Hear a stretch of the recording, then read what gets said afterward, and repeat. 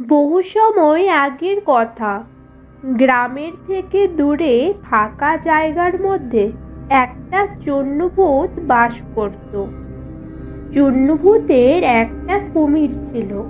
এই কুমিরটাকে একটা কুয়ার মধ্যে পুষে রেখেছিল। কুমিরটা খুবই ভয়ানক ছিল। যখনই ওর খিদে লাগতো তখনই ও খুব জোরে জোরে চিৎকার করত। আর চূর্ণভূত গ্রাম থেকে কোনো না কোনো একটা মানুষকে ধরে নিয়ে ওকে খাইয়ে দিত।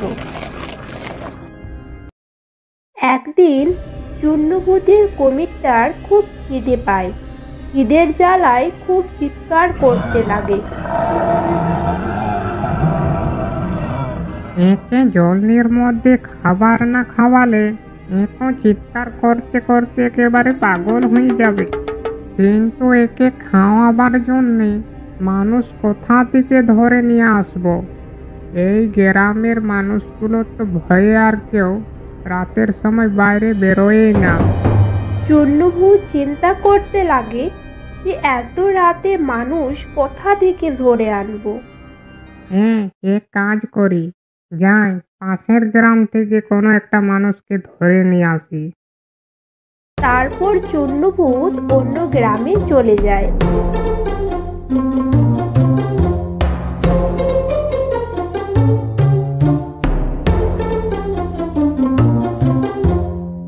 ওই তো পেয়ে গেছি, এই বেটাকে খেলেই আমার মুরগ শান্ত হয়ে যাবে। চূর্ণভূত যেমনি লোকটার কাছে যায়, লোকটাও চূর্ণভূতকে দেখে ভয়ে পেছাতে লাগে। ভূত ভূত, কে আছো, আমাকে বাঁচাও। তারপর চূর্ণভূত লোকটাকে সাথে নিয়ে চলে যায় আর একটা দড়ি বেঁধে কুয়াতে ঝুলিয়ে দেয়।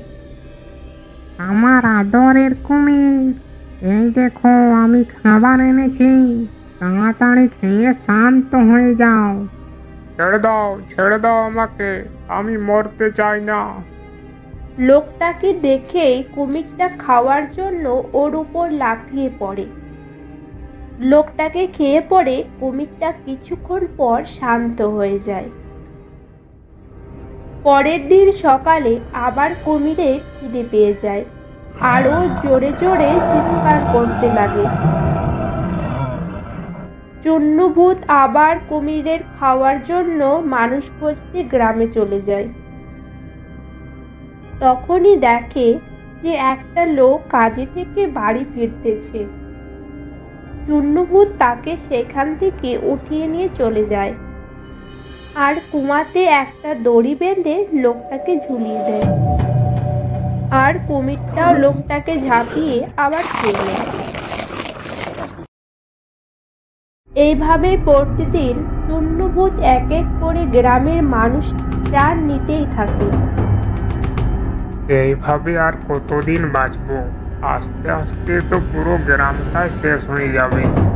হ্যাঁ, ঠিক বলছো, কিন্তু চূর্ণভূতের থেকে বাঁচবার কোনো উপায়ও খুঁজে পাওয়া যাচ্ছে না। চূর্ণভূতের কারণে গ্রামবাসীদের বেঁচে থাকাও কঠিন হয়ে গেছিল। তারপর একদিন রাত্রে চপল নামের একটা লোক কাজে থেকে বাড়ি ফিরতেছিল।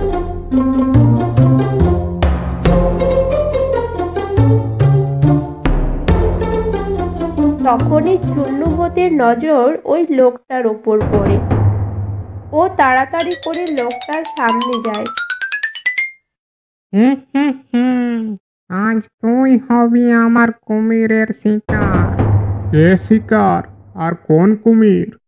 তুই হবি আমার পোষা কুমিরের শিকার। ও আচ্ছা আচ্ছা, তাহলে তুমি বলতে চাও যে তোমার পোষা কুমির আমাকে খাবে, কিন্তু আমাকে খেতে তো ওর একেবারে টেস্ট লাগবে না। কেন টেস্ট লাগবে না? কারণ আমি সেই সারাদিন রোদে কাজ করে এই বাড়ি ফিরছি, যার কারণে আমার পুরো শরীর একেবারে শুকিয়ে হিমসে হয়ে গেছে। তুমি বরঞ্চ এক কাজ করো, আজ আমার গিন্নি ঘরে পিঠে বানিয়েছে, তো চলো আগে আমরা দুজনেই বাড়িতে গিয়ে জমিয়ে পিঠে খেয়ে আসি, তাহলে তোমারও পেট ভরে যাবে আর আমাকে খেতে তোমার কুমিরেরও টেস্ট লাগবে। হ্যাঁ, কথাটা তো তুমি ঠিকই বলছো। এতে আমারও পেট একেবারে চোঁচো করছে। তাহলে আর দেরি কিসের, শিগগিরই চলো। তারপর চুন্নভূত আর চপল ওরা দুজনেই মিলে বাড়ি চলে যায়।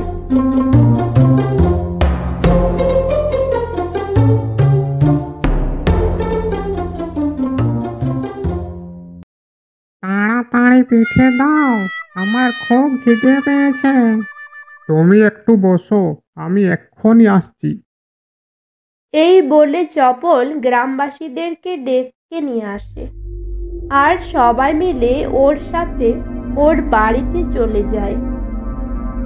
এতগুলো লোক সবাই কি আমার মতো পিঠে খেতে এসেছে? না, আমরা তো পিঠে খেতে আসিনি, বরং তোমাকে পিঠে দিতে এসেছি। ও তাই নাকি? তাহলে অনেকগুলো আমি পিঠে খেতে পাবো। দাও তাড়াতাড়ি করে।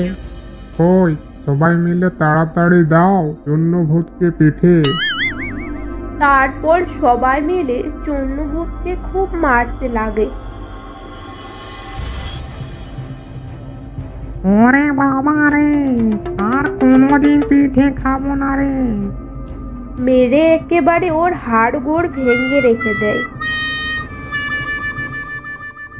আর অন্যদিকে কুমিরটা খাবার না পেয়ে খিদেতেই মারা যায়।